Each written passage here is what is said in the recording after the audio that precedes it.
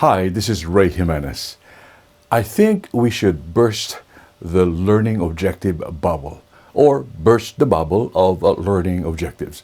Now, learning objectives are very important to us, mainly because it sort of becomes the pivot point.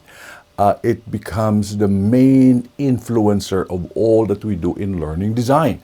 But the typical learning objective is what I call isolated from reality, and it is meant to be that way. That is the original concept of it. So you have a learning objective, you say this is the behavior, this is the conditions that they can perform it, this is the actual task, this is the timeline, and this is the result that you expect. You so set these parameters as if it is in a lab.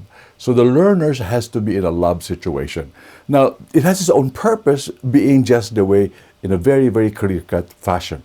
The trouble begins when you ask the learners to apply the idea in the real world. Two things happen. Number one, the content becomes suddenly irrelevant. It becomes really hard to apply because it was learned in a bubble. And then secondly, it also becomes very difficult to transform into flexible way of using it so that it can be used in different contexts or in different circumstances. Now, the way to burst, and I mean this in the most positive way, the way to burst the bubble of learning objectives and modernize this is, number one, why don't we add on the objective of prior experience? What are the experiences that people have in terms of their past experience, other people's experience, documentations, and also in the area of contingencies?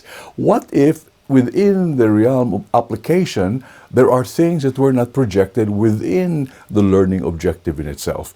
Now, I will have a series of 2 or 3 other videos around this, but I think that when we talk about adaptive learning, learning experience, we talk about microlearning, we all need to go back to this very core structure of what we do, most of us do, in terms of writing lessons.